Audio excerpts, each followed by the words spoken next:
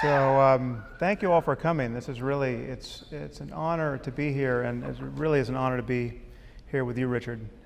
I get to return the favor. He had me at Oxford, I think, 5 years ago, and so welcome to Los Angeles. I'm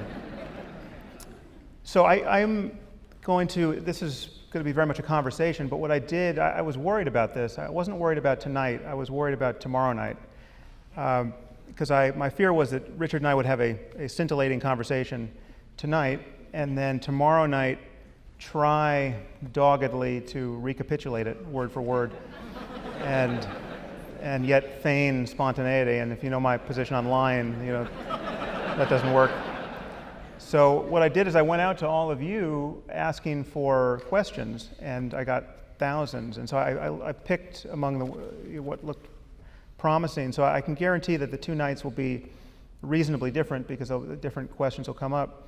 But we won't hew too narrowly to the questions. We'll just have a conversation. But as we come out here, I find that I want to ask you, Richard, about your socks, and I'm not sure what the question is, but I've just come from Las Vegas, the conference of PsyCon, and one of the things we had was a workshop on cold reading, which is the technique whereby so-called mentalists are supposed to read each other's thoughts, and what they're really doing is just simply looking at the clothes and the general appearance and assessing it. And we had to pair off for this workshop, and I was with a nice young woman, and we sort of sized each other up. And I said to her, I think I'm getting that you come from somewhere in the west of the States. I think maybe not California, maybe a bit further north. And of course, I was simply reading her label, which said she came from Oregon. And then she summed me up, and she said, I think you may have some problem with your eyes. Maybe colorblind. And I'm serious about this. I'm trying to spread a meme for wearing odd socks. There's a kind of tyranny of forcing us to buy socks in pairs.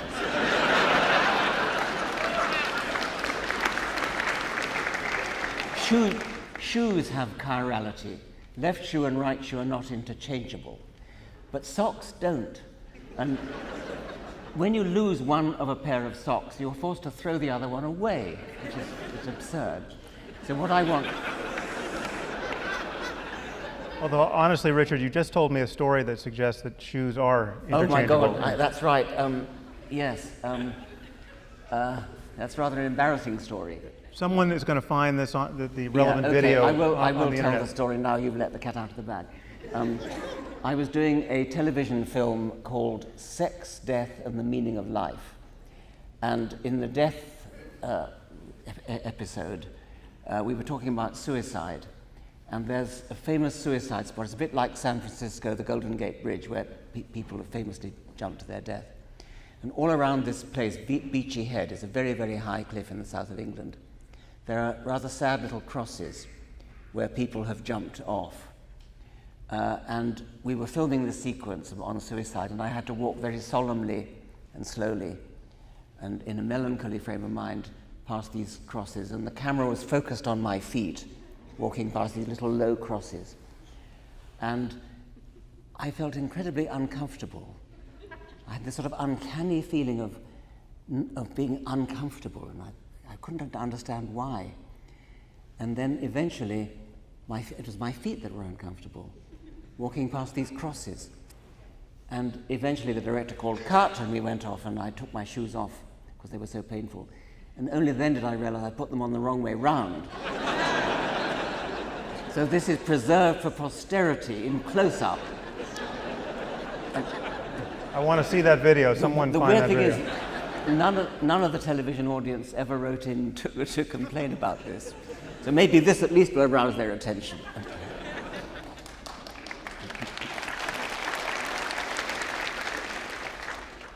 So the first question, Richard, which I thought could provoke some interesting reflection, is why do you both court so much controversy? And we don't, do we? I mean, we don't court it. It pursues us. Well, I think, what I've noticed is that there are undoubtedly people who are friends of ours, colleagues of ours, who agree with us down the line, who seem to feel no temptation to pick all of the individual battles we pick. And, one doesn't have to be a coward not to want to fight all of these culture war battles, although it helps. But we have friends who are decidedly not cowards. Someone like Steve Pinker, he stakes out controversial positions, but he is not in the trenches in quite the same way as we are.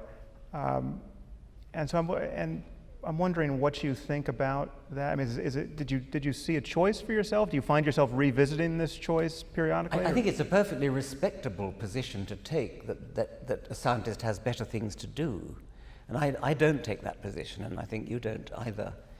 I do think it's important to fight the good fight when science, when reason has vocal and powerful and well-financed enemies.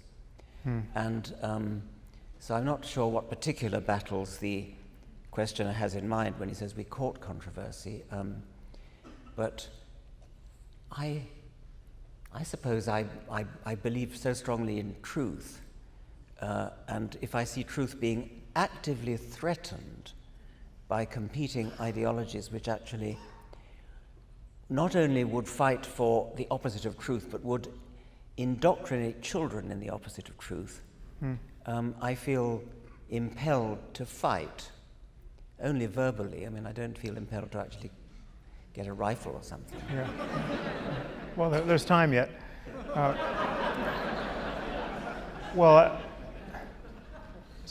guess the dogma that has convinced so many fellow scientists and intellectuals, academics, that there is no reason to fight.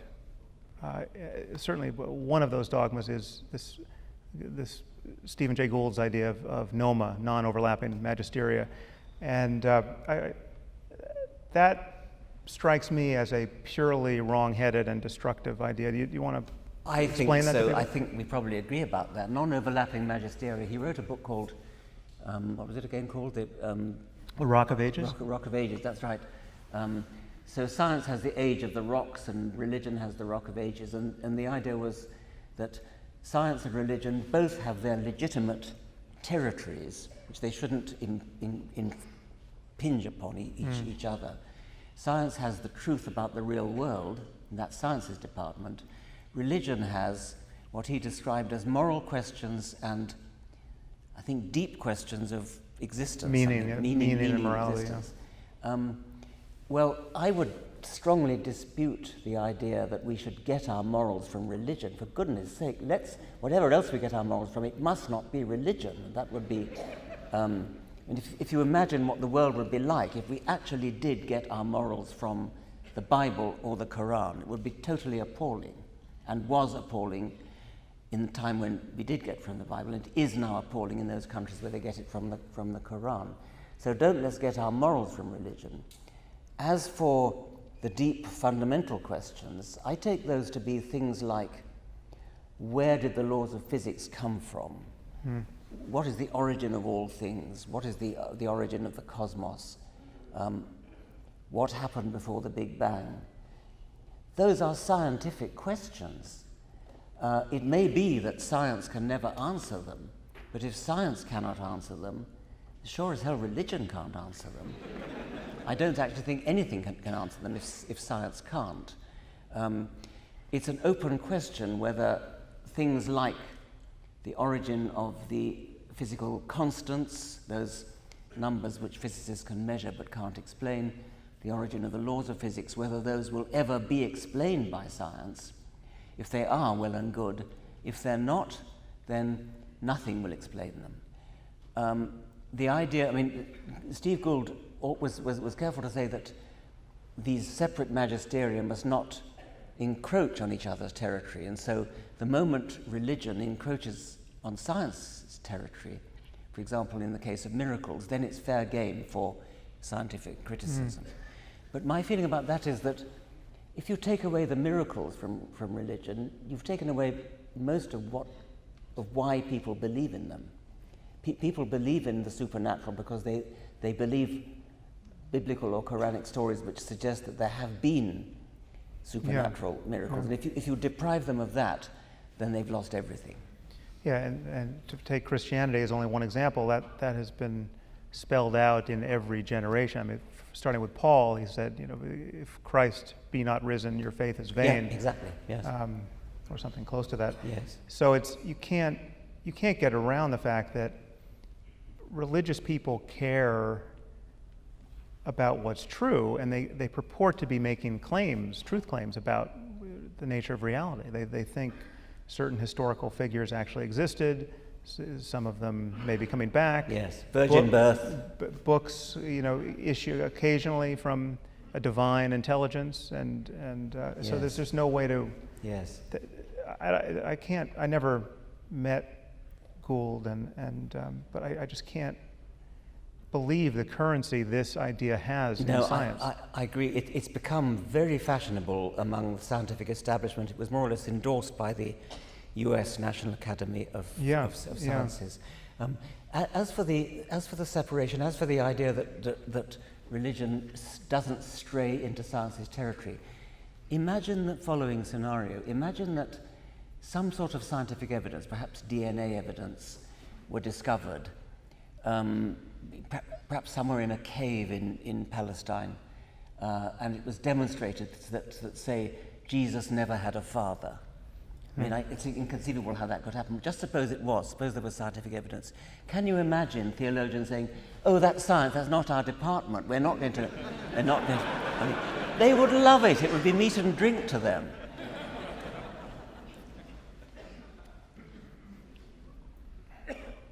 Many people who are not atheists believe that your efforts against religion are wasted, and that the net result of your work is to simply offend religious people. There's a widespread myth that people can't be reasoned out of their faith. Please talk about this. So there is this. It's just uncanny that there are the most memorable quips and quotes and phrases. Just anything that is aphoristic seems to have undue influence on our thinking. And there's this aphorism that is usually attributed to Swift, and I think he says something like it. It's not quite the version that has been passed down to us, but this idea that you can't reason someone out of a view that he wasn't reasoned into. And this just strikes the mind of Homo sapiens as so obviously true, and if you look at my inbox, it is so obviously false. So tell me about your experience reasoning with your readers. I think it would be terribly pessimistic to think that you cannot reason. I mean, I think I'd just give up. Probably die if I thought I couldn't reason people out of their silliness. I would accept. Would you agree with this, that there are some people who demonstrably do know all the evidence and even understand the evidence, but yet still persist in? Yeah. Well, so there'll be a couple of questions that will bring us onto that territory, because I think there's more to reason about than science has tended to allow, or that secular culture has tended to allow. So people have these intense transformative experiences, or they have these hopes and fears that aren't captured by you saying, "Don't you understand the evidence for evolution?" There's just more of a conversation that people don't tend to have. But yeah, I would agree that people certainly resist conclusions that they don't like the taste of. There are. I can think of two examples. One I mentioned in the reception beforehand. A professor of astronomy somewhere in America, astrophysics, who writes papers, mathematical papers in astronomical journals, in which his mathematical ideas accept that the universe is 13.8 billion years old, and yet he privately believes it's 6,000 years old. So here is a man who knows his physics, he knows his astronomy, he knows the evidence that the universe is 13 billion years old, and yet so split-brained is he that he actually privately departs from everything in his professional life. Well, surely we have to accept that he I don't know, cannot be reasoned out, but I mean, he already knows the evidence and will not be reasoned out of his foolishness. Yeah, I didn't say that you could always succeed, but I think, and clearly there are, I mean, I have this bias as you do, that if the conversation could just proceed long enough, the ground for science would continually be conquered, and it never gets reversed. Yeah, and it is being and will be. And you never see I mean, this is a unidirectional conquest of territory, so you never see a point about which science was once the authority, but now the best answer is religious. Yeah, that's right. Right, but you always see the reverse of that, and that's and right. that's. And actually, most scientists who call themselves religious, if you actually probe them, I mean, they don't believe really stupid things like six-day creation and things. Most of them don't.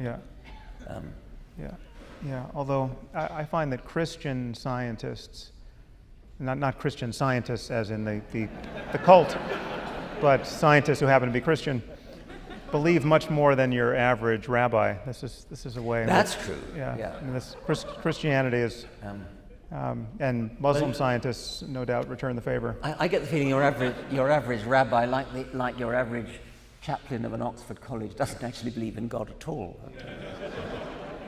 I've met that rabbi. So, there's a couple of fun questions here that I just wanted to hear Richard react to. Are there any biological extinctions that you would consider virtuous? For instance, should we eradicate the mosquito? You have 10 seconds to decide. It would have to be more than one mosquito. There's the malaria mosquito, the yellow fever mosquito. All mosquitoes. All mosquitoes. Mosquitoes are unbelievably beautiful creatures. That's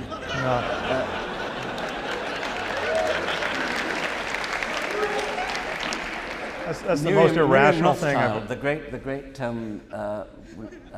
expert on fleas, and she presented the Department of Zoology in Oxford with a gigantic blown-up photograph of a mosquito, and it was a fantastic piece of work of art.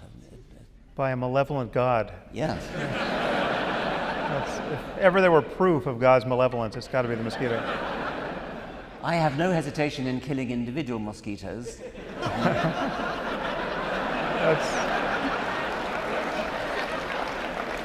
But wouldn't you want to be a little more efficient than that with CRISPR or something? I haven't thought about it before. I think I would not wish to completely extinguish. Can I throw a little more on the balance? We've had reliably, year after year, 2 million people killed by mosquito-borne illness. And now it's cut down to, I think, 800,000. So we're making progress with bed nets. But for some reason, I find myself less reluctant to extinguish the malarial parasite that the mosquito bears. But that's probably not very logical.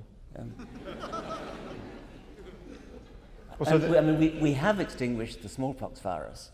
Right. Except for a few lab cultures. Yes, and then like geniuses, then we tell people how to synthesize it online. So the flip side of that, of course, is the Jurassic Park question. Should we reboot the T-Rex? Yes. If we yes.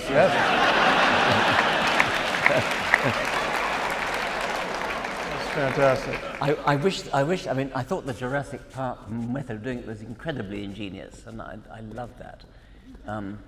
What was not ingenious was the ludicrous injection of, was it chaos theory, or one of those 9 days wonder fashionable things. I don't remember. But the idea of getting mosquitoes in amber and extracting DNA and reconstructing dinosaurs, that's an amazingly good science fiction idea, if only it were possible. Unfortunately, the DNA is too old for that to happen. If it were, I would definitely wish to see that done. What could go wrong?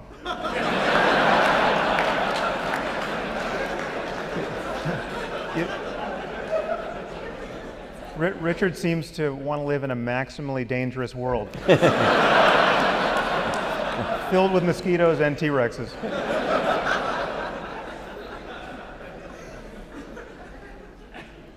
So now, you and I were speaking about your books. You've written some very important books on 10 years apart, and so you have a anniversary this year of The Selfish Gene, which is the 40th. And The Blind Watchmakers has its 30th anniversary, and Climbing Mount Improbable is the 20th, and then The God Delusion is the 10th.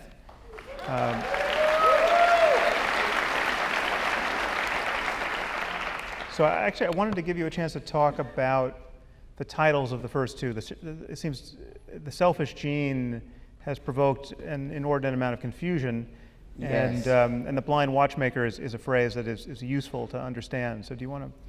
Yes, The Selfish Gene is misunderstood, I think mostly by those who've read it by title only, as opposed to the rather substantial footnote to the title, which is the book itself.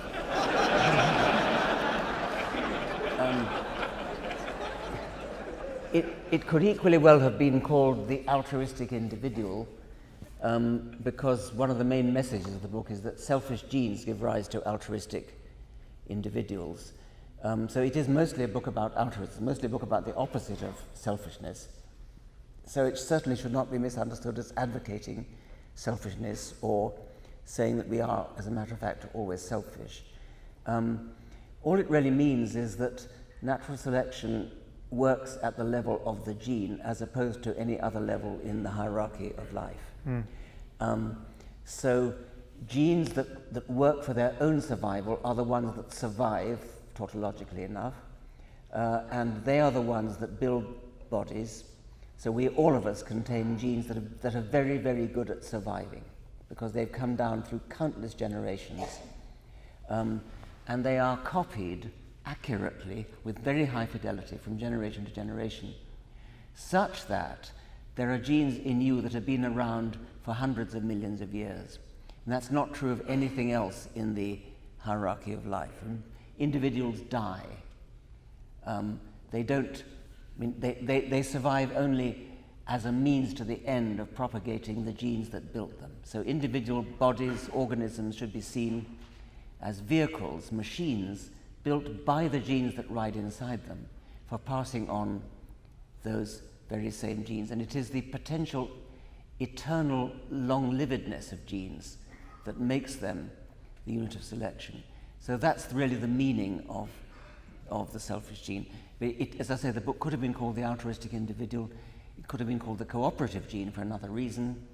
It could have been called The Immortal Gene, which is a more sort of Carl Sagan-esque title.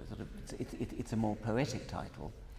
And in some ways, I rather regret not calling it The Immortal Gene. But anyway, I'm stuck with it now.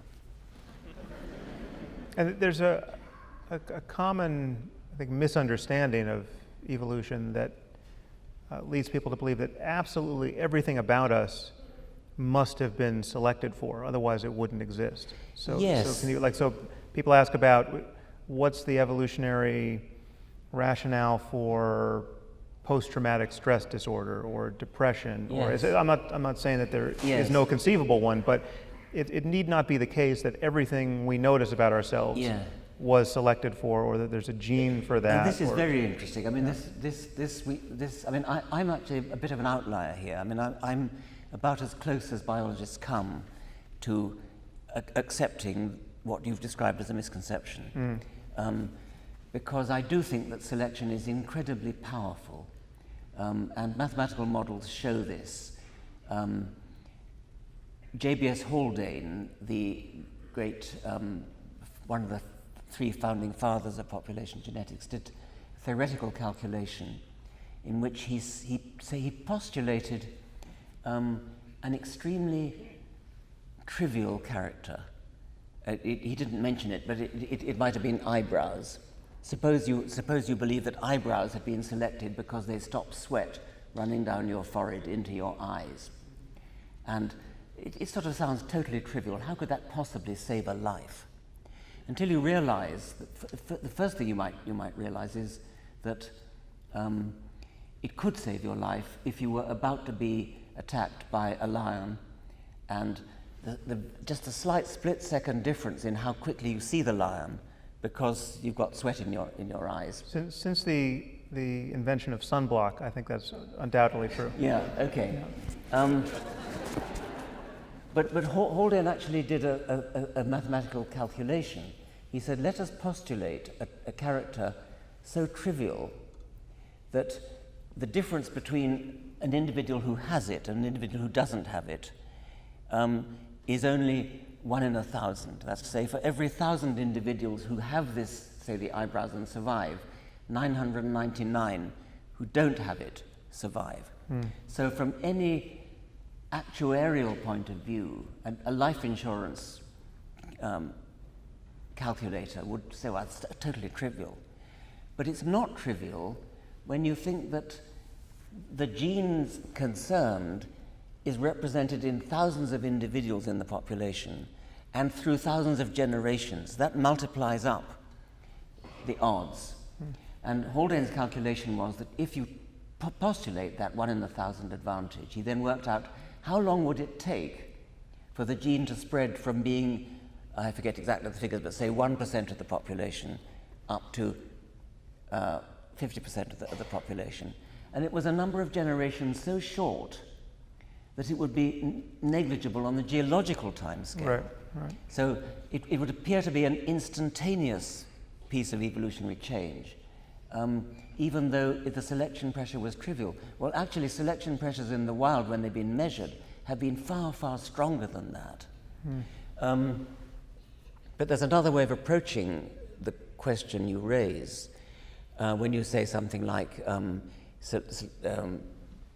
selective advantage in various psychological diseases or something like that. It may be that you're asking the wrong question. It may be that by focusing on the particular characteristic which you asked the question about, you're ignoring the fact that there's something associated with that, which let me think of an example. There's you know that at night, if you've got a lamp outside, or a candle is better, if you've got a candle, insects, moths say, come and sort of, as it were, commit suicide. I mean, they just burn themselves up in the candle. And you could ask the question, what on earth is the survival value of suicidal self-immolation behavior in moths? Well, it's the wrong question, because a probable explanation for it is that many insects use a light compass to steer in a straight line. Lights at night, until humans came along and invented candles, lights at night were always at optical infinity. They were things like the moon, the stars, or the sun during the day. And if you maintain a fixed angle relative to these rays that are coming from optical infinity, then you just cruise at a straight line, which is just what you want to do. A candle is not at optical infinity, and if you work out mathematically what happens if you maintain a fixed acute angle to the rays that are emanating in all directions out of a candle, you perform a neat logarithmic spiral into the candle flame. So this is an accidental byproduct of a mechanism which really does have survival value. You have to rephrase the question, what is the survival value of maintaining a fixed angle at light rays? And then you've got the answer. So to ask the question, what's the advantage of suicidal self-immolation, you've shifted to the wrong question. Right. And there are related issues. So there are things which provide some survival advantage if you have one copy of the gene, but if you have both copies, then it's deleterious. Yes. Like sickle cell anemia. Right. Yeah. Right. So, well, then, what do you do with the concept of a spandrel, though? Gould's concept of a spandrel, is that useful to think about? Yeah. Okay. Yes. Spandrels are. Lewontin and Gould wrote a notorious and overrated paper in 1979 in which Gould went to King's College, Cambridge, where it's the most beautiful building, and the Gothic arches have gaps, inevitably form gaps, which are called spandrels, and they actually have a name, and they're often filled with ornamentation. And the spandrels themselves are accidental byproducts of something which really matters, which is the Gothic arch. And so the point they were making is that things that we it's really almost the same point that I was making just now about asking the wrong question. Right. Spandrels are... You can't ask what's the purpose of a spandrel. That's it's, right, yes. yes. Derivative of the thing Exactly. you were building. Yeah. Yes, yeah. What are your thoughts about artificial intelligence? Please discuss its relationship to biological evolution and how it could develop in the future. It's a question for you, Sam. Yes, it might. Well, I fear everyone's heard my thoughts on artificial intelligence. But I find this increasingly interesting. It's something that I became interested in very late. And in fact, unless you were in the AI community until very recently, the dogma that had been exported from computer science to neuroscience and psychology and adjacent fields was that AI basically hadn't panned out. I mean, there was no real noticeable success there that should get anyone worried or particularly excited. And then all of a sudden people started making worried noises, and then there were obvious gains in narrow AI that were getting sexier and sexier. And now it was really the first time I thought about the implications of ongoing progress in building intelligent machines, and progress at any rate. It really doesn't have to be that Moore's law continues indefinitely. It doesn't. We just need to keep going, and at a certain point we will find ourselves in the presence of machines that are as intelligent as we are. They may not be human-like, although presumably we'll build them to be as much like ourselves in all the good ways as possible. But this interests me for many different reasons, because I'm actually worried in terms of existential risk. It's on my short list for things to actually worry about. But the flip side of that is that it's one of the most hopeful things. I mean, if anything seems intrinsically good, it's intelligence, and we want more of it. So insofar as it's reasonable to expect that we are going to make more and more progress automating things and building more intelligent systems, that seems very hopeful, and I think we can't but do it. But the other point of interest for me, and this is kind of my hobby horse, is that it's actually what we were talking about on stage last time, some years ago, when I wrote The Moral Landscape. I'm interested in collapsing this perceived distance between facts and values, the idea that morality somehow is uncoupled to the world of science and truth claims. And I think that once we have to start building, and we even have to start even now with things like self-driving cars, once we start building our ethics into machines that within their domain are more powerful than we are, the sense that there are no better and worse answers to ethical questions, that we should all be moral relativists, that all cultures are equal with respect to what constitutes a good life, that there's going to be somebody sitting at the computer waiting to code something, and if you don't put You've actually got to build in some moral values. You have to build in the values, and if you don't build it in, you're building in those values. So if you build a self-driving car that isn't distinguishing between people and mailboxes, well, then you've built a very dangerous self-driving car. But you could build a self-driving car that distinguished between white and black people, or and so should we bias it toward killing white people? There are people who are walking around with a morality that would seem like it may want that kind of car. The more relevant tuning, which people have to confront, is: do you want a car that? The car's going to have to make a choice between protecting the occupant and protecting pedestrians, say. So now how much risk do you want as the driver of the car to assume in order to spare the lives of occupants? So you're constantly facing a trolley problem, and you're the one to be sacrificed. And your point is that whereas trolley problems are these hypothetical things where you have to imagine you've got a runaway trolley and you're standing at points, and it's about to mow down 5 people, and if you pull the lever to swing the points, it'll kill 1 person.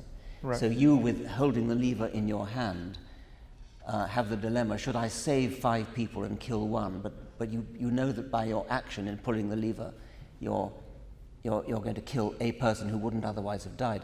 And I think, Sam, you're making the point that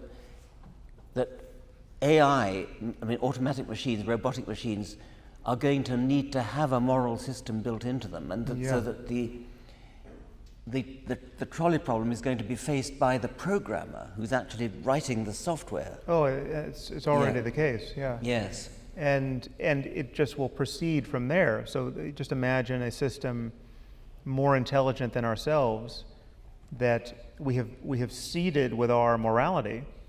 And again, this is going to be a morality that the smartest people we can find doing this work will have to agree by some consensus is the wisest morality we've got. And so obviously the Taliban and Al-Qaeda are not going to get a vote in that particular project.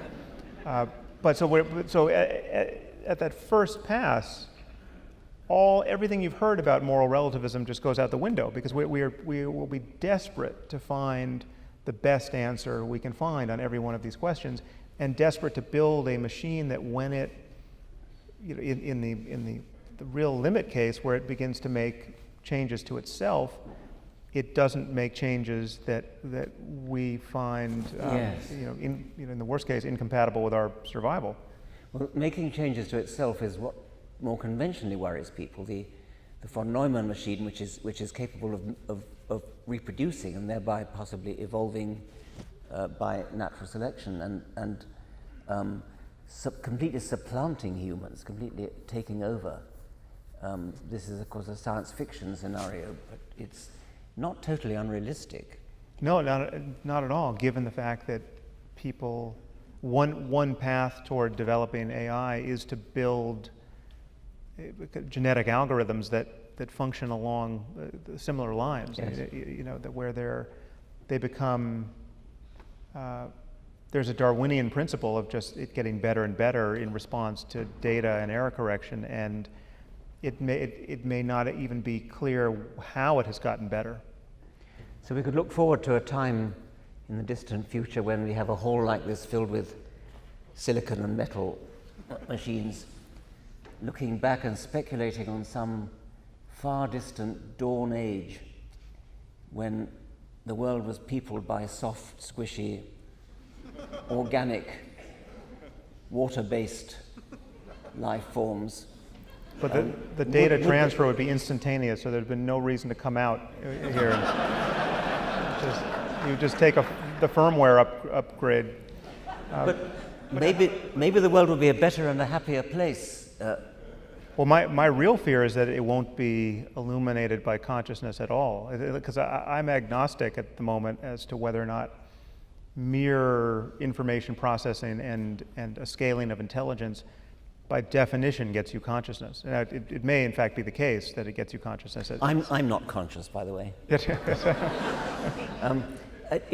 is a very difficult philosophical problem, I think. Why? I mean, it would seem to be perfectly possible to build a machine or an animal or a human which can do all the things that we do, all the intelligent things that we do, all the life-saving things that we do, and yet not be conscious.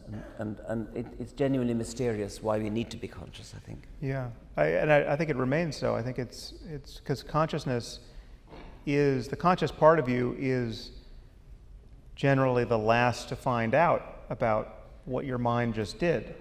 You're playing catch up, and what you call consciousness is, in every respect, an instance of some form of short-term memory. Now, there's different kinds of memory, and this is integrated in different ways, but there's just a transmission time for everything. So you can't be aware of a perception or a sensation the instant it hits your brain, because it's hitting your brain isn't one discrete moment. And so there's a whole time of integration, and so the present moment is this layered, subjectively speaking, it's this layering of memories, even when you are distinguishing the present from what you classically call a memory.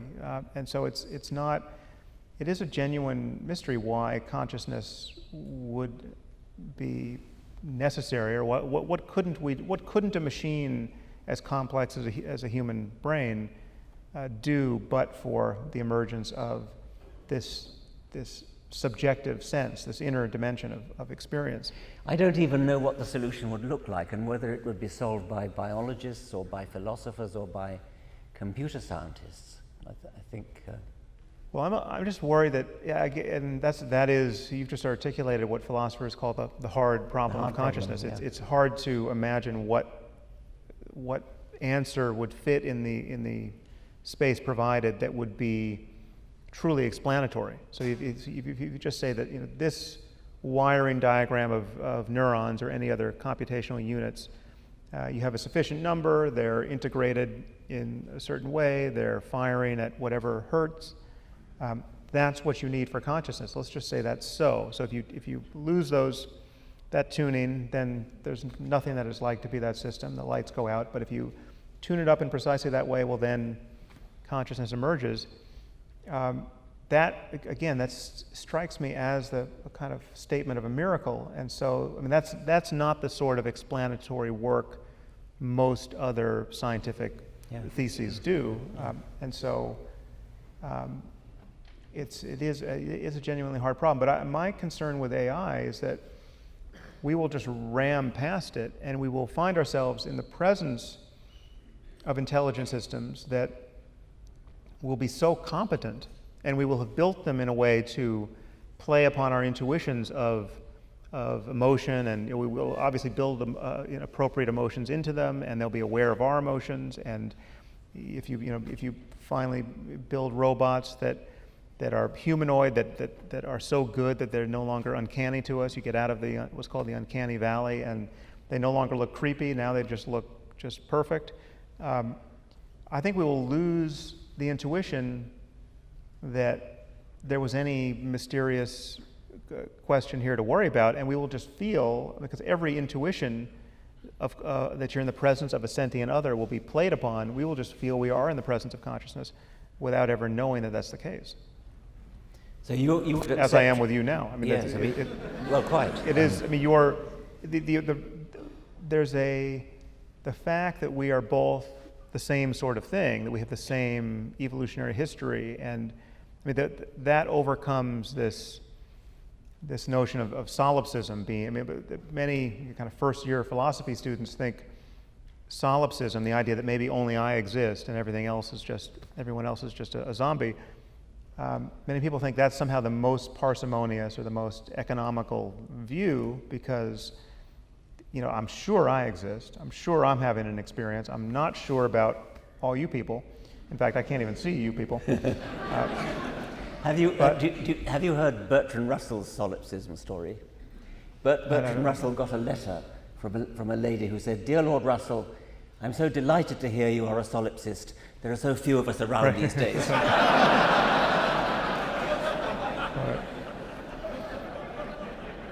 Yeah, that shows how untenable the view is. Even a solipsist can't hold it.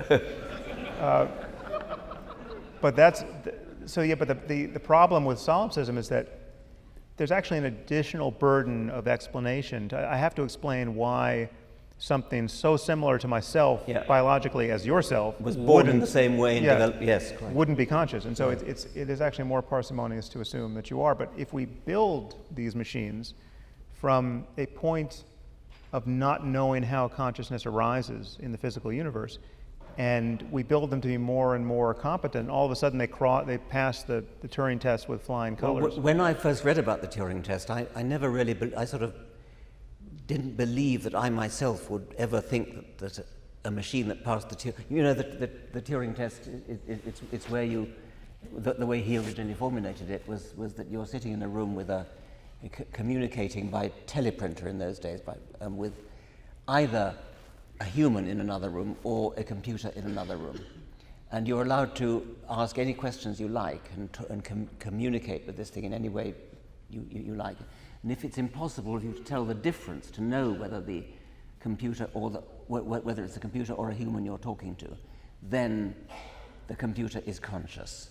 Well, actually, so to go back to that has been the way it's been talked about for many decades, but Turing's original paper didn't talk about consciousness, it talked about thought. So this is the measure of whether a computer is actually thinking. Yes. And that has been kind of updated to mean that would be consciousness in a computer, which for those who are convinced that the hard problem is in fact hard, that doesn't make any sense. I suspect that if I was having a conversation with a robot like we are now, and the robot was speaking exactly the words you are speaking, I would believe it was conscious. Yeah, but the situation will be worse than that, though, because it'll speak better than I do, and I wouldn't bet on that. Well, let's hope. They're not doing their job at Google DeepMind. If I hear from many of you that I say things like "gonna" a lot, like I said. Presumably we're not going to put "gonna" into our super intelligent AI. We're not gonna do that.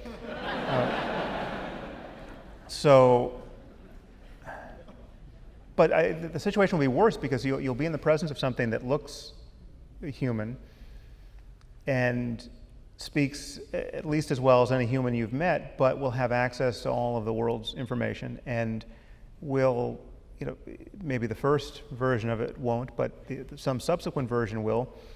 It will be better at detecting your inner life than any human you've ever met. So you're at a certain point, your phone will be more aware of your emotions than your spouse is, and that will be, that's either your worst nightmare or some kind of ultimate wish fulfillment. But so you'll be in dialogue with something that is giving you more valid information than any human being you've ever met. And I'm sorry, Dave, I can't do that. So, my concern is that we'll lose sight of the problem.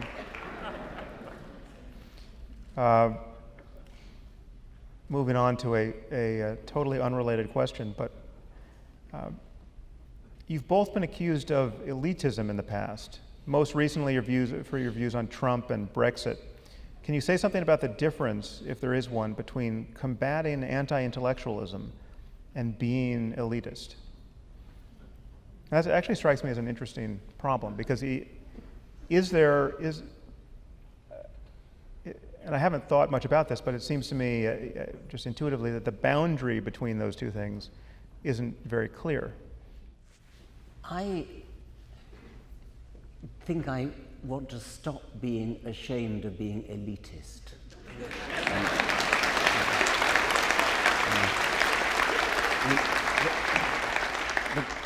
The point has been often made that when you are going to have an operation, you want an elite surgeon.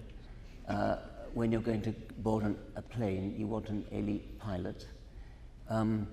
Yet, when you want a president of the most powerful country in the world, you take almost no precautions whatever to try to get.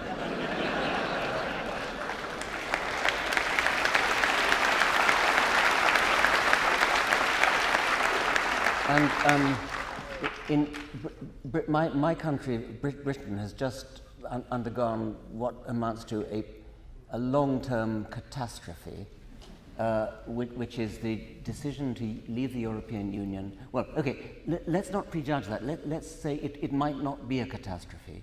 But what is absolutely certain is that the issue of whether Britain should leave the European Union was and is a much too complicated and sophisticated question to be decided by idiots like me. and like the British people. This is why we have a representative democracy rather than a plebiscite democracy. I could just about imagine having a plebiscite on some one issue which doesn't ramify, doesn't impinge upon everything else, like, say, fox hunting. I could imagine having a plebiscite on that because you decide to abolish fox hunting or not, the case may be. That doesn't immediately affect thousands of other things. The decision to leave the European Union has enormous repercussions which are of great complexity. You need a PhD in economics to understand the complexity. And yet Cameron, who will go down in history as a moron,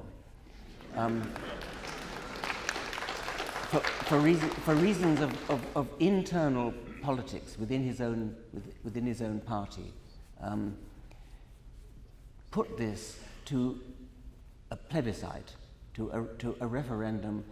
He didn't even take the precaution of building in the requirement of a 2/3 majority.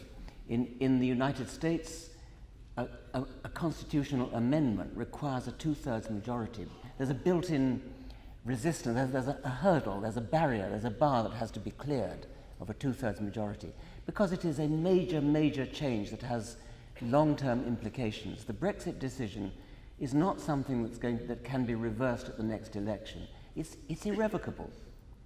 It's for keeps. And it was decided on a 50% majority, where it was quite clear from the polls that opinions were just jumping up and down like that. And the day of the vote, there happened to be a spike on that day. And so now we're stuck with something, I won't say forever, but certainly for a very, very long time frame, well beyond the next election. I am an unashamed elitist with respect to this. Some of the reasons that I heard from personal acquaintance for why people voted to leave the European Union were, oh, well, it's nice to have a change.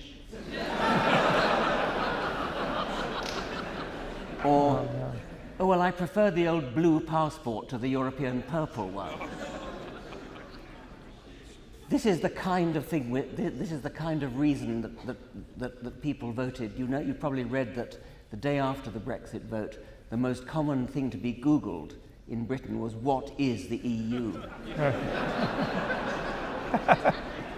So I think for all the odium that it gathers, I'm content to be described as an elitist.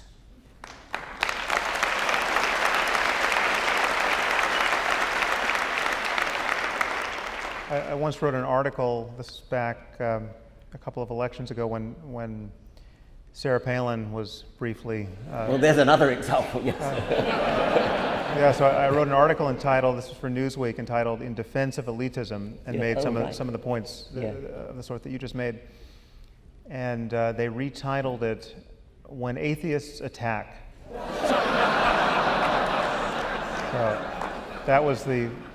That was when I understood that Newsweek was no longer a magazine.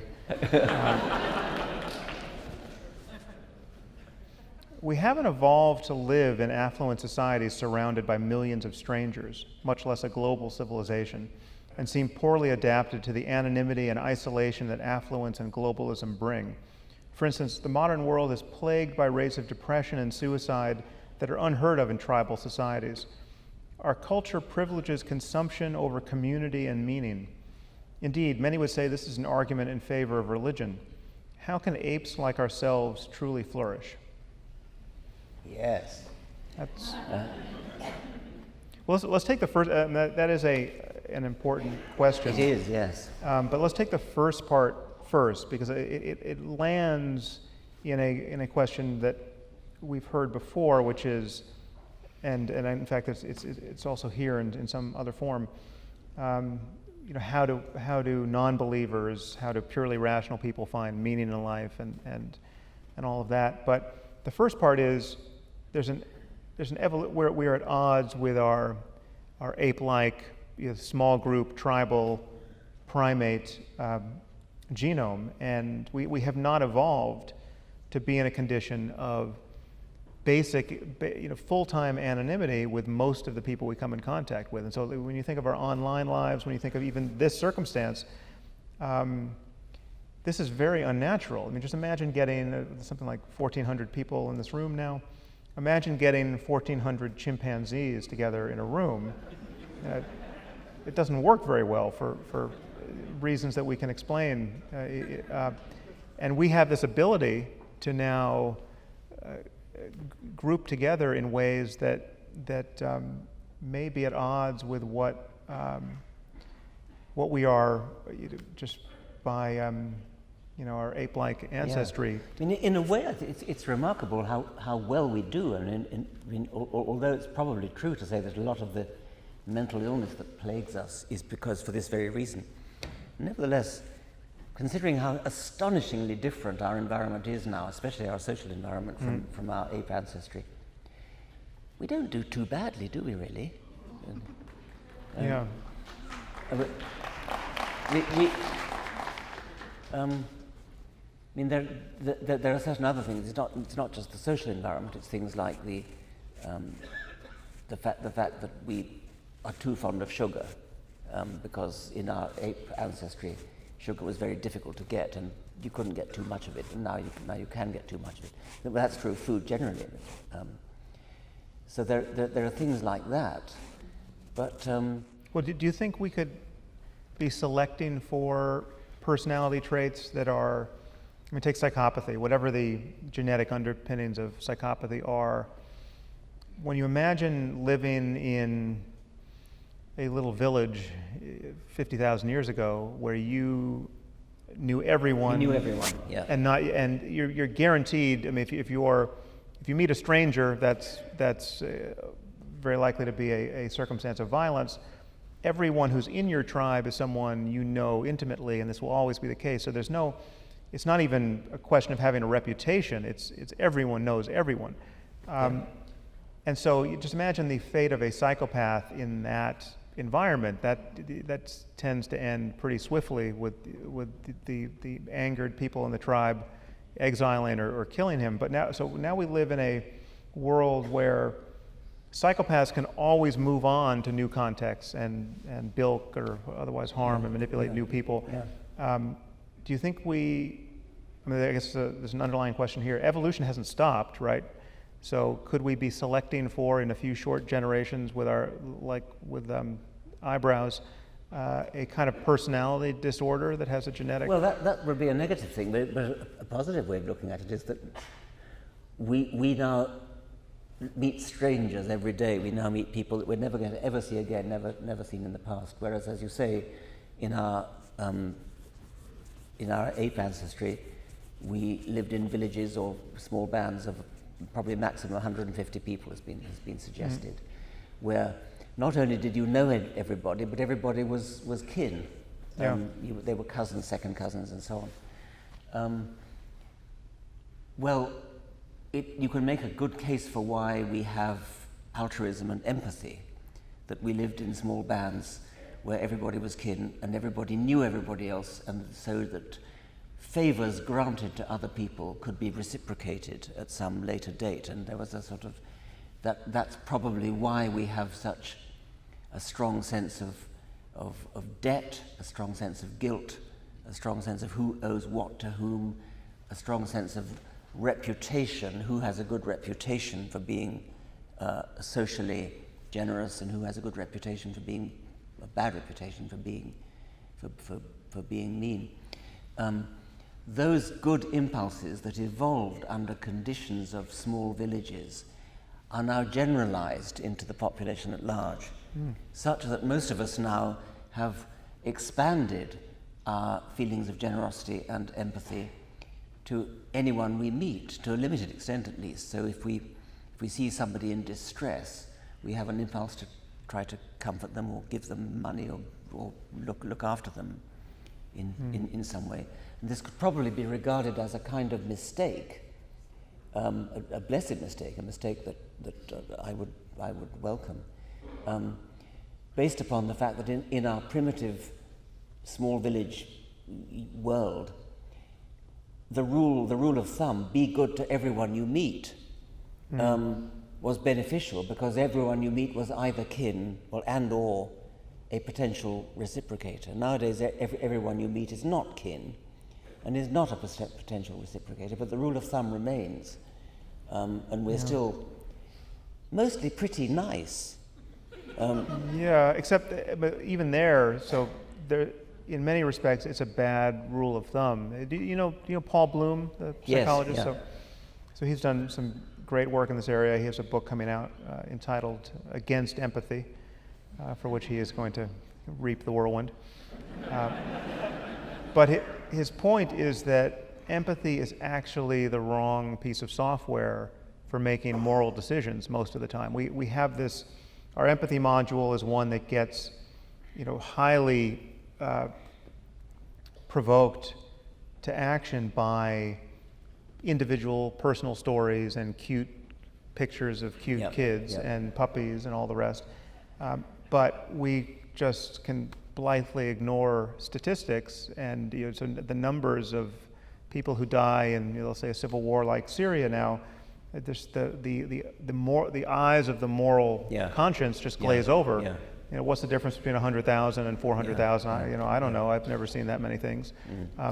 And so, and yet you tell me about one kid, and this is people have done fascinating and really just harrowing research on this topic. Paul Slovic has done these experiments where you show people one needy little child and ask them to, this is now in an experimental context, ask them to give money, and how much would you give?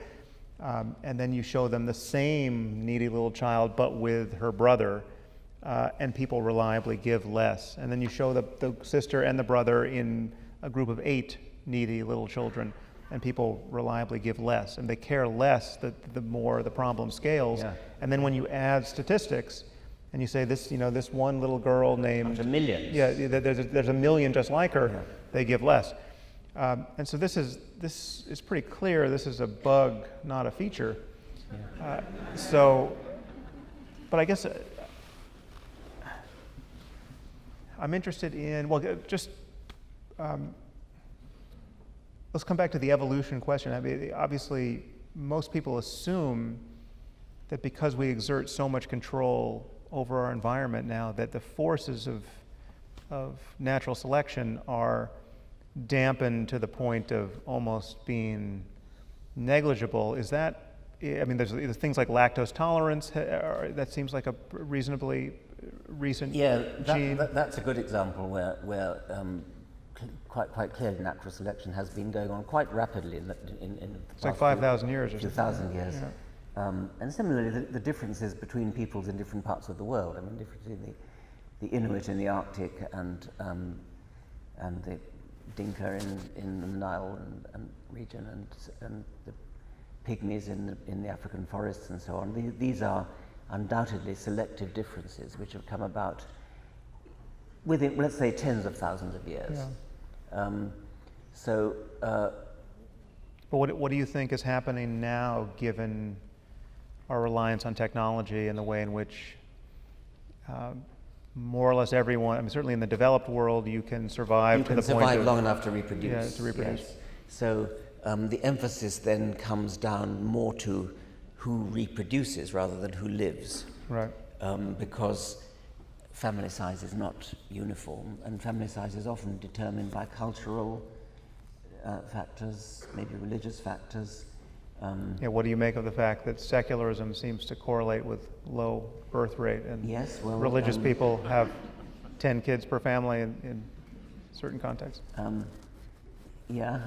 think I won't go there. You will keep the mosquitoes for the rest of time, but you won't go. I would like to go there, but perhaps I better not. One more. Okay. Okay. We're being given the cue that we should move on to audience questions. Okay. I want to ask one more. Save that one up for tomorrow night, maybe. Okay, but one more just to round out that final topic. Do you think humans should take charge of their own evolution? Did I just say evolution the way Brits do? You see the power of good company? That's the only word I know where we are actually embarrassed about how to pronounce the word. You mean Brits are embarrassed about it? I was sufficiently embarrassed to ask a Latin scholar what is the correct pronunciation. Right. Not that it matters. It is in fact evolution, but.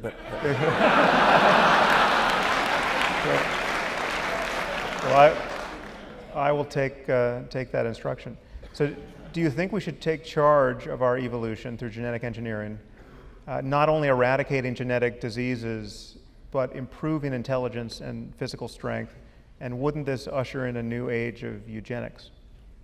Well, I am tempted by that. It's highly unfashionable, and I think Hitler's partly to blame for that because Hitler notoriously tried to do that. First of all, most moral philosophers accept a distinction between negative eugenics, where you try to get rid of horrible hereditary diseases, and I think few people would object to that. But positive eugenics, where you actually try to improve musical ability or mathematical ability or ability to do the high jump or to run 100 meters or whatever. There I would make a distinction between compulsory eugenic breeding for positive eugenics, such as Hitler imposed, and the freedom of parents to, if the technology were available, which it isn't yet, to breed for something that they like the idea of, like musical ability. So let me just limit myself to pointing out that people don't, on the whole, regard it as a major moral sin for parents to encourage to the point of forcing children to have music lessons. Right. So if it's education, then the most a parent will be accused of is of being a bit dictatorial and telling the child, look, you haven't done your piano practice today, go and do it, or else. And that is regarded as much more morally acceptable than, say, if the technology were available to do IVF and, in vitro fertilization, you get a number of eggs, fertilized eggs, and you can extract, say, at the 8-cell stage, you can extract one cell and examine its genes. And at present, you can do that for the sort of major genetic diseases, and you can make sure that the embryo that you reimplant back in the woman is the one that doesn't have Huntington's chorea, whatever it is. If it became possible to put back into the woman the one that has the J.S. Bach gene for musical genius, would it be immoral to do that? And I can't see that it would. Well, on the contrary, I think it would be immoral to, now provided this works and it's safe and there's no downside, to decline to do that, but then force the kid to take piano lessons. Yes. That seems truly sadistic. So, I mean, eugenics has become a dirty word, but even saying that, I'll get a lot of stick for. But I think you're absolutely right there. Well, so just one question to follow up here, because I genuinely don't know.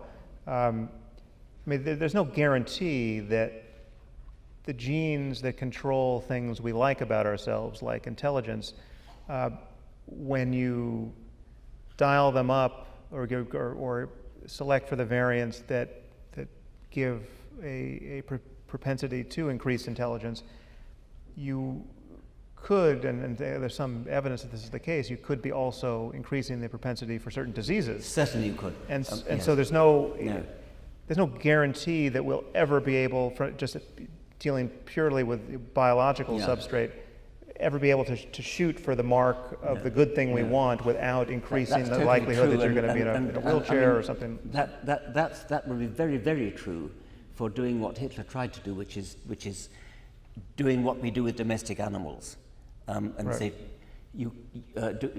say mating female high jumpers with male high jumpers to try to breed a race of Olympic winners in 500 years' time. That almost certainly would have bad effects. Right. Because you'd almost certainly be breeding people who were deficient in some other respect. But if you take the IVF case, it's quite interesting because you've got in a Petri dish, you've got, say, half a dozen 8-cell embryos, and you're going to implant back in the woman 1 or 2 of them. And at present, you put them back at random. So you could be getting the musical genius one, but you might not be. So it's harder to make the case that to choose one non-randomly, to choose to put back the one for mathematical ability. By the way, all this is totally hypothetical. It couldn't possibly be done yet. Don't do this at home. No. This is in the future. When you're going to pick 2 of these 10 embryos out and put 2 of them back. Do you do it at random, which is what happens at present, or do you exercise the knowledge that you have that this one has musical ability and that one doesn't? It seems to me that's far less likely. In fact, I don't see why it would have the undesirable effects that selective breeding for some particular characteristic, as in breeding for milk yield in cows or fast running in horses would. Well, it does come back to the point raised earlier where some genes, when you have only 1 copy, give you a benefit, but 2 copies is decisively negative. Yes. And I think there's some evidence for that with intelligence, with the condition of torsion dystonia, which is a muscle spasm condition that nobody would like. But so if you have 2 copies, you get that. If you have 1 copy, you're predisposed towards some increment of. I think we're under orders to stop our conversation. So now to your questions.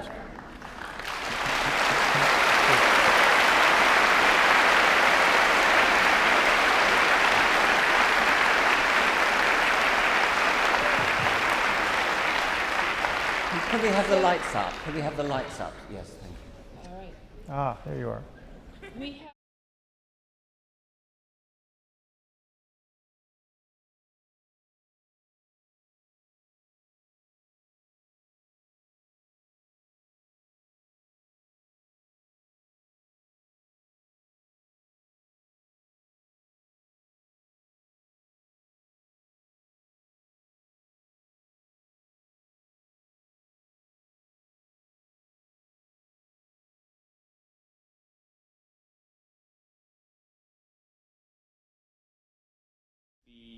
non-religious. You still think the world would be better if they were not? Other things being equal, yes. Yeah. I mean, how would it not be? I can't imagine. Well, I don't want to purge them or anything like that. I guess it's important to specify what you mean by non-religious. Clearly, we want people to be rational, open to the best evidence, open to the best arguments, and that just so happens to have the very seditious effect of destroying much of what people count as being religious. But I mean, there are experiences that I would be happy for people to have, but I just want them to interpret them differently or interpret them honestly. So I mean, I don't mind people having the experience of ecstasy or awe, or even to a point where it's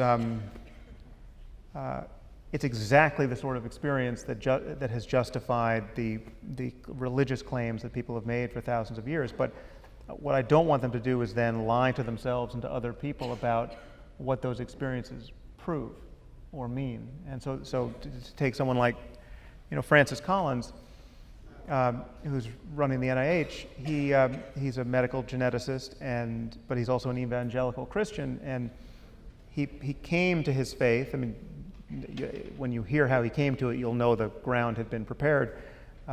He was hiking, and he came upon a frozen waterfall, and it was surprisingly frozen in 3 streams, and this put him in the mind, put him in mind of the Holy Trinity. And this is a verbatim quote. Then he fell to his knees, then I fell to my knees in the dewy grass and gave myself to Christ. So that is that leap there from the frozen waterfall to Christ. that where I would want to push back against the religious interpretation. To be fair, he is not a creation. He's not a young earth creationist. No. Okay, upper deck, just to the left. Yeah, hi. I'm curious about how the rapid rise of information technology over the past 10, 15 years and the distribution amongst the entire population has sort of affected the way that we really talk to each other, and not only that, but share information. And I'm curious if you guys think that there's a better way that we could have been designing our systems, and also whether or not, the level of consumption of digital media versus how people used to consume print media and read newspapers, books, whatever. If you think that there is a decline in reading and extension of the sort of new media, which may not be as intellectually stimulating for the population. Well, am I the only one in this room who's starting to find it difficult to actually read long books? Have you noticed this, that it's getting harder to read a 600-page book? I feel like I'm a canary in the coal mine for this, but it's not necessarily a bad thing that it's, it is information coming in other ways, but I think it does pose certain problems. I mean, it goes back to the question asked earlier about anonymity and distance, and the fact that so much of our life is online now. Yes. Well, it also goes back to the thing we were talking about the villages with the 150 people. In a funny kind of way, we may be reconstructing villages which are not geographically located but distributed around the world, and they're sometimes referred to as echo chambers, where you have a group of internet friends that you interact with, and you're given a distorted impression for world opinion because you only listen to the people in your own electronic village. We probably all suffered from that to some extent. It's quite an interesting sociological phenomenon, I think. Yeah. I mean, this is a paradox that many people have remarked on, that we have instantaneous access to more information than anyone has ever had access to. And it should be, and it really is easier and easier and easier to get the truth, to get the best facts, to debunk a lie. And yet it's also easier to curate your access to facts in such a way as to be in an echo chamber for the rest of your life. And you just can go through the looking glass on any one of these things and be a conspiracy theorist of any flavor forever. And because you're never meeting, or if you're generally not meeting these people, everything has this, online, everything has the same stature of being, this. You don't see that the website that is proving to you that 9/11 was a conspiracy, to bring down the buildings. You don't know that the person who coded that website was a 16-year-old in his underpants, and you're treating it like a bunch of Nobel laureates lined up and told you the truth. Sorry for any truthers out there who didn't like that, Philip. Hi. I'm curious to know what your opinion is. I'm over here. Oh, there you're saying. Thank you. To the right, Richard. I'm curious to know what your opinion is of Elon Musk's argument that we're living in a simulation. And if you're unfamiliar with it, I can sum it up in 20 seconds. But No, I'm familiar with it. Yes. It made it to this part of the simulation.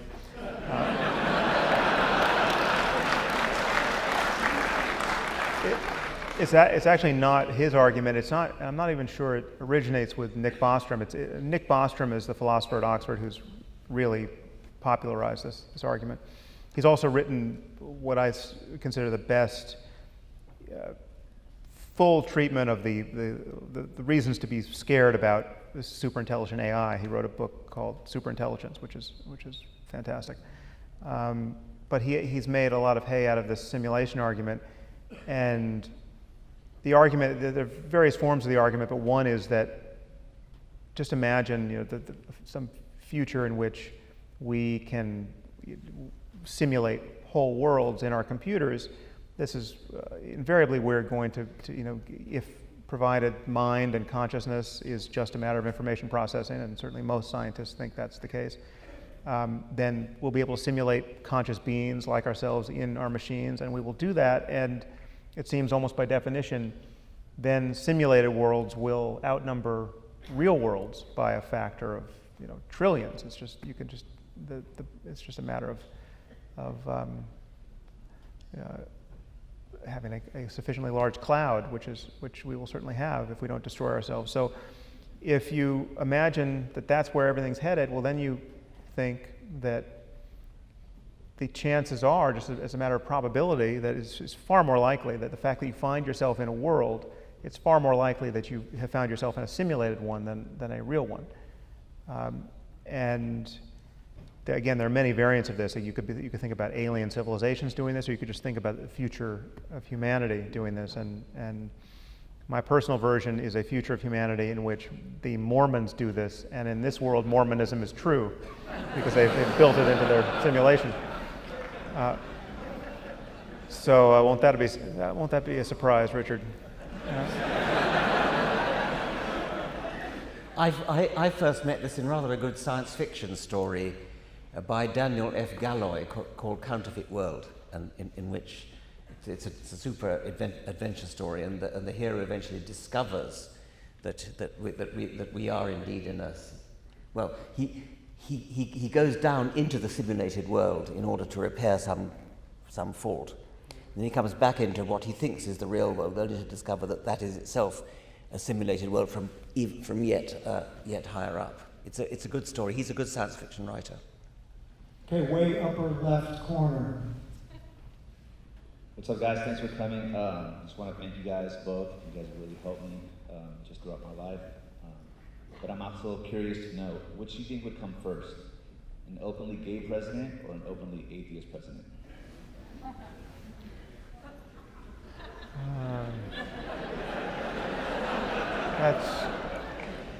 I'd be very happy with either. Yeah.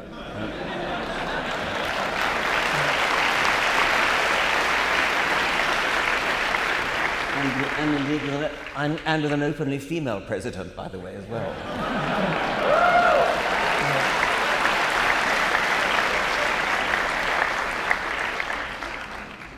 I'm going to resist the temptation to say something about the election. I think you've all heard quite enough from me on that already, but I think, aren't you? I mean, it is amazing how this is to take stock of how much progress we might yet make very quickly on the religion front.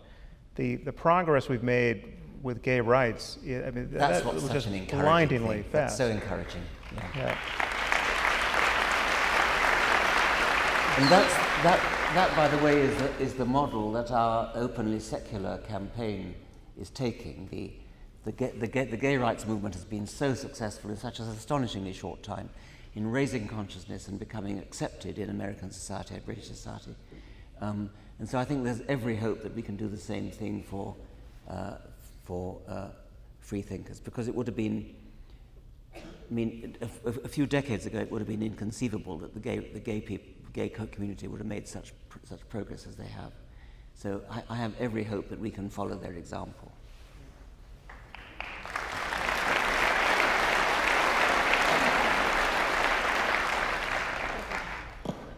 Hi. Sorry to go back to AI, but Sam, you mentioned briefly, correct me if I'm wrong, that of course we should want more intelligence in the world, but then you're also agnostic to the connection between intelligence and consciousness. And I know that you value the consciousness of, or the flourishing of conscious creatures. So why should we value intelligence? And I realize it's a weird question to ask in a room like this, but No, well, why should we value no, intelligence? it's a good question.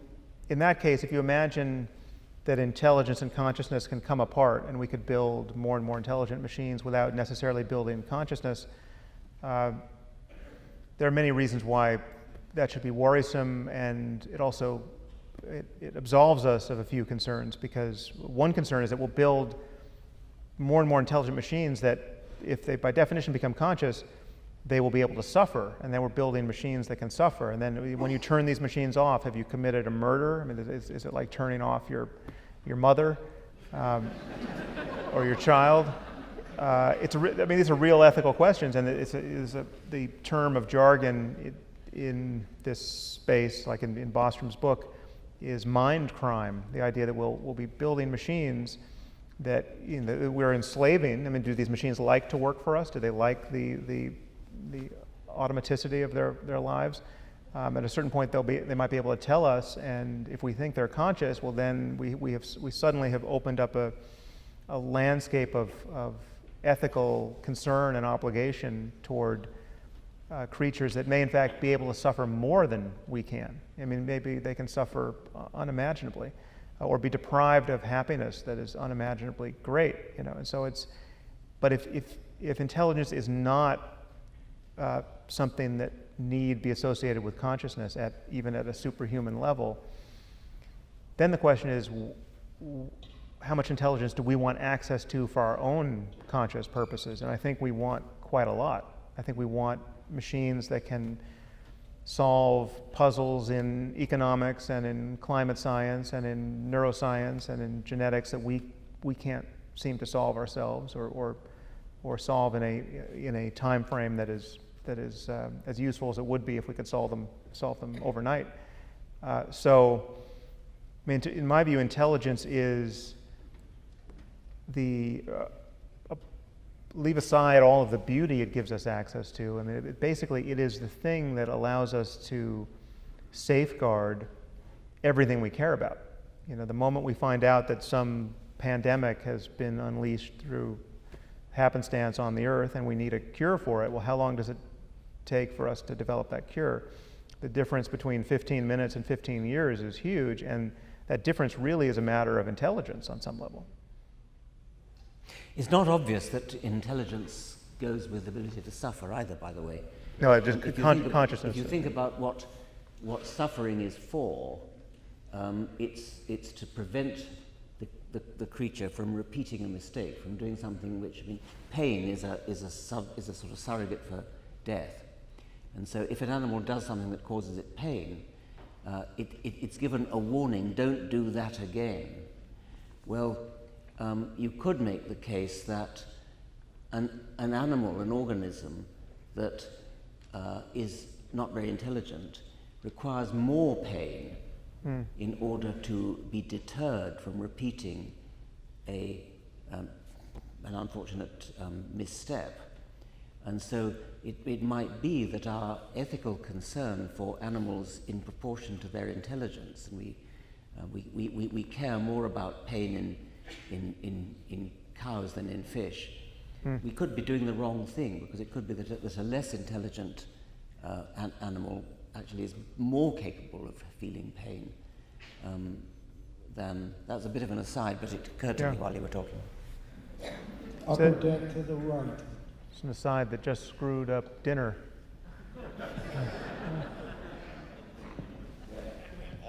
Sam, what have you found to be more effective in disempowering organized religion, focusing on it like you did with the end of faith, or sort of passing it by like you did with waking up? I have no way of knowing, really. I mean, it would just be pure intuition. I think there are moments for both, but it's just I would just be guessing. I think there's the missing piece of, and again, in waking up, I certainly don't provide every piece that's missing, but the thing that will really be good to do at a certain point is to articulate an ethically and aesthetically attractive way of meeting all of the needs that religious people think they have, and many they think they have for good reason. And this, so building community and ritual, and having a reason to gather once a week for some experience of profundity. I mean, all of this, I think, is a missing piece in secularism, and people get it in a piecemeal way. They get it just by them, in a haphazard way. They find it in entertainment and in art, and they go to the museum, or they go to a sporting event, or they have a picnic, or they go to a TED conference, or they gravitate toward things that scratch the itch a little bit. But I think if the counterpoint to if the explicit counterpoint to religion of atheism or secularism is going to be, when it is offered, fully compelling to religious people, it has to, all the replacements for what they care about have to be pretty salient in the end. And it's, I don't think you can replace everything that people care about in that space, but, I've said this before, when you lose your belief in Santa Claus, it's not like the thing that replaces it precisely fills that Santa Claus shaped hole in your life. But you do move on to other things that are rewarding, and we need to make that in a contemplative, ethical, communitarian sense very obvious. Okay, this is the last question.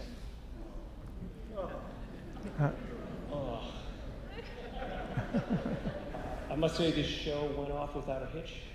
That's right.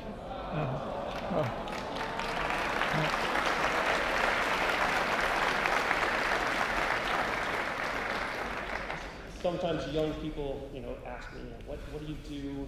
How do you, as a free thinker or atheist, what do you do to remember somebody at a funeral? And I just say, just talk about things you remember about them. I wonder if you could maybe talk about some stories that we may not have heard about your friend Christopher Hitchens.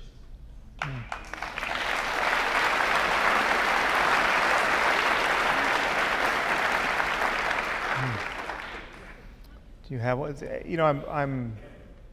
It's a depressing note to end on, but I mean the thing that I was so obvious to me from a purely personal, selfish side that was wrong with Hitch dying was that I had so little time with him. The last dinner I had with him when he had cancer, we did a debate against two rabbis in Los Angeles, and we had dinner before that, and I was sitting across from him, and he was very sick. I mean, you can watch that debate. I mean, it was quite amazing to me, even at that point, that he made the trip for that debate.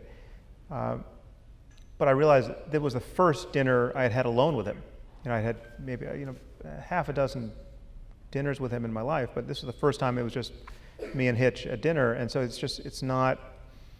One of the benefits to go touch back to the question about our online lives. I have many relationships where, like my relationship with you, so much of it has been virtual. Like with my relationship with even a greater example, someone like Steve Pinker. My relationship with him is almost entirely email. And I really value my relationship with Steve. He's a mentor to me, but we have been, you and I have been on stage together, many more times than I have been with Steve, and the same was true of Hitch, and so it's a real lost opportunity. I just feel like I met him too late. Too. Yeah. And we had a wonderful encounter in the so-called Four Horsemen discussion, which took place in his apartment in Washington, where there was you, Sam, me, Hitch, and Dan Dennett, and we had a four-way conversation with no chairman, no moderator. I think we all got about equal time. It was a very, very fruitful, agreeable conversation. He was, I think, the most eloquent person I've ever met, incredibly fluent, articulate speaker with an enormous fund of knowledge which he could tap into with immediate, rapid-fire access. I once wrote, if you're ever invited to have a debate against Christopher Hitchens, decline. I think I was the last person to do a major interview with him. I did that on behalf of the New Statesman magazine in Britain. I came to Texas and spent a long time with him. You can read that interview. The thing that I remember most was that I confessed that I was uneasy about being constantly described as strident. And he said, "Don't you ever stop being strident." He was most emphatic about this, that we have to come out with all guns blazing. But he did that himself, but he did it with courtesy and consideration, and without, I think, ever making enemies.